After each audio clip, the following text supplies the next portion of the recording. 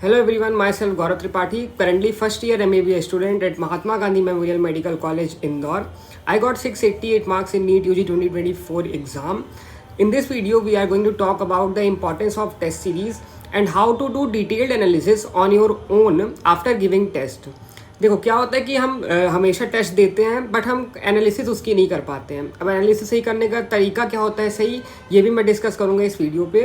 तो मैंने बहुत सारे एग्ज़ाम्स को निकाले हैं, जैसे मैंने 2 बार CUET एग्ज़ाम टॉप किया, स्टेट बोर्ड एग्ज़ाम भी टॉप किया, उसके बाद नीट एग्ज़ाम भी टॉप किया। तो एक जो सबसे इम्पॉर्टेंट चीज़ मुझे दिखी जो मैं आप लोग को शेयर करूँगा, वो मैं पुराने वीडियो में बात कर चुका हूँ, वो है टेस्ट सीरीज़। तो उसकी इंपॉर्टेंस पहले हम समझते हैं फर्स्ट हाफ में वीडियो के, उसके बाद सेकंड हाफ में हम देखेंगे कैसे हम उसका एनालिसिस कर सकते हैं। मैंने क्या मेथड एक ढूंढ के निकाला है जो आपको बहुत हेल्पफुल होगा। तो शुरू करते हैं। तो स्टार्टिंग विद कि अब इंपॉर्टेंस क्या है टेस्ट सीरीज़ की, तो पहले भी कई वीडियो में बात कर चुका हूँ, मैं फिर से बताता हूँ एक बार कि जैसे हम कोई कॉन्सेप्ट हमने पढ़ा, अब हम उसके बहुत सारे हमने क्वेश्चन कर लिए, अब 5 दिन बाद या 5-6 दिन बाद हमें उसको टेस्ट करना है कि हमसे वो चीज़ आ रही कि नहीं आ रही। तो हमें ये कैसे पता चलेगा, ये हमें टेस्ट से ही पता चलेगा, उसके अलावा कोई इसका मेथड नहीं है। हम जब एक इन्वायरमेंट क्रिएट करते हैं, टेस्ट देते हैं बैठ के, तो वो फिर अलग ही एक इन्वायरमेंट क्रिएट हो जाता है। तो टेस्ट देना है बहुत इंपॉर्टेंट होता है। टेस्ट से ये हमें पता चलेगा कि हमारी स्पीड क्या है, हमारी एक्यूरेसी क्या है, हम कितने घंटे में बायो कर पा रहे हैं, कितने घंटे में फिजिक्स कर पा रहे हैं, क्या हमारा टाइम बच रहा है, या यदि अगर हमारा टाइम नहीं बच पा रहा है तो हम किस तरीके से मैनेज करें, कहाँ पे हम ज़्यादा एक्स्ट्रा एफर्ट पुट करें कि हमारा टाइम भी बचे और हम जल्दी से अपना पेपर ख़त्म कर पाएँ, और मोस्ट इंपॉर्टेंटली कि 100% एक्यूरेसी के साथ हम चीज़ें कर पाएँ। तो ये सारी चीज़ें होती है, इंपॉर्टेंस होती है टेस्ट देने की, है ना। तो प्लीज़ टेस्ट देना स्टार्ट कर दो, है ना। मैं तो हमेशा से ही सजेस्ट करता हूँ कि टेस्ट देना स्टार्ट करो, है ना। तुम्हारे कम नंबर आ रहे हैं फिर भी तुम टेस्ट दो, उसके एनालिसिस करो, उसको एनालिसिस करने के बाद मिस्टेक्स नहीं होंगी, ये मेरी गारंटी है। तो अभी हमें अब एनालिसिस कैसे करनी ये हम देखो, तुम्हें एक डिटेल टेस्ट एनालिसिस की शीट दिख रही होगी स्क्रीन पे तुम्हारे, इसका लिंक मैं डिस्क्रिप्शन में दे दूंगा और PDF को मैं टेलीग्राम में भी शेयर कर दूंगा। तो टेलीग्राम चैनल बिल्कुल ज्वाइन करो, वहाँ पे मैं सारा कंटेंट भेज रहा हूँ, बहुत अच्छा कंटेंट और बहुत क्वालिटी कंटेंट भेज रहा हूँ। तो अब देखते हैं, इसका पहला कॉलम है क्वेश्चन नंबर का। तो क्वेश्चन नंबर कौन सा लिखना है हमें, जो हमारा क्वेश्चन गलत हुआ है। सपोज मेरा 18th नंबर क्वेश्चन गलत हुआ है फिजिक्स में, तो मैं वहाँ लिख दूंगा क्वेश्चन नंबर 18।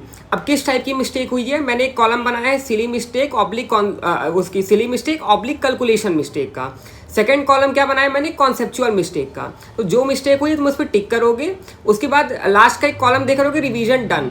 जैसे हमने टेस्ट दिया, सपोज मेरा संडे को टेस्ट था, मैंने संडे को टेस्ट दिया, ठीक है, शाम तक रिजल्ट आ गया, तो ठीक है, रात में ही मैंने एनालिसिस कर ली।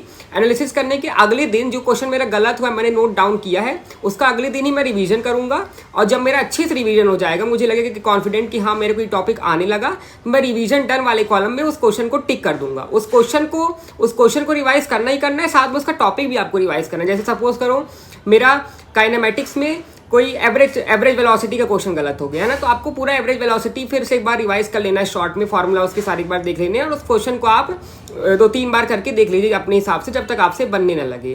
तो ये कर लिया आपने। सिमिलरली आप ऐसे ही हर एक पोर्शन में, केमिस्ट्री में, जूलॉजी में, बायोलॉजी में कर लेंगे। उसके बाद आप अगले दिन ही, अगर अगले दिन मान लो टाइम नहीं मिल रहा है सपोज, तो 2 दिन के इंटरवल में आप उस चीज़ को रिवाइज करके, उस पूरे टॉपिक को रिवाइज करके उसको आप रिवीजन डन पे टिक कर लेंगे, है ना। इससे क्या होगा कि जब आप इस तरीके से आप चीज़ें करेंगे तो आपके पास एक डिटेल्ड आपके पास रहेगा कि मेरा कौन सा क्वेश्चन गलत हुआ है। इन फ्यूचर आप कभी वो चीज़ गलत करेंगे नहीं, क्योंकि आप ऑलरेडी उसका कॉन्सेप्ट ही रिवाइज कर चुके हैं, आप उसका जो कोर कॉन्सेप्ट है उसको आपने ऑलरेडी रिवाइज कर लिया है। तो अगली बार उसको गलत करने की प्रोबेबिलिटी बहुत ज़्यादा कम हो जाती है। तो इस तरीके से आप प्लीज़ इसको अच्छे से टेस्ट दीजिए और इसके बाद इसकी एनालिसिस करिए। तो आज के वीडियो पे इतना ही। तो अगले वीडियो पे हम बात करेंगे कि जो एक मेथड जो मैंने यूज़ किया था इस बार पेपर अटेम्प्ट करने का, मेरा पेपर आधा 1 घंटे पहले ही समथिंग हो गया था, है ना, यूजुअल टाइम से। तो मैंने किस तरीके से पेपर को अटेम्प्ट किया था और मैं पूरा बताऊंगा आपको। आप इसको मॉक में अप्लाई करके देखिएगा, आपके लिए अच्छा है, बेनिफिशियल हो रहा है कि नहीं हो रहा है। बाकी जो मेंटरशिप बैच मैंने स्टार्ट किया है, अपने एंड से मैंने एक ट्राई किया है कि मैं एक फ्री में गाइडेंस दूंगा बच्चों को, जो मेरे जूनियर्स हैं सारे, उनको फ्री में मैं गाइडेंस दूंगा। और मेरे बहुत सारे फ्रेंड्स भी इससे ऐड हैं जिनके 695, 700 मार्क्स, 700+ मार्क्स भी हैं इसमें, जो अच्छे एम्स में पढ़ रहे हैं। और भी बहुत सारे दोस्त हैं जो बहुत अच्छे कॉलेजेस पढ़ रहे हैं, उनको भी मैं ऐड कर रहा हूँ। तो वो सारी लोग आपको गाइड करेंगे, हर तरह के गाइडेंस आपको मिलेगी, कोई कॉस्ट नहीं है इसका। सिंपली अगर आपको ये बैच ज्वाइन करना है तो आप टेलीग्राम चैनल जो लिंक में दी गई है उसको ज्वाइन कर लीजिए। कल से 12th से हमारा बैच चालू होने वाला है, तो प्लीज़ जल्दी आइए, कल से हम अपना स्टार्ट करेंगे ये वाला batch. Thank you and have a nice day ahead.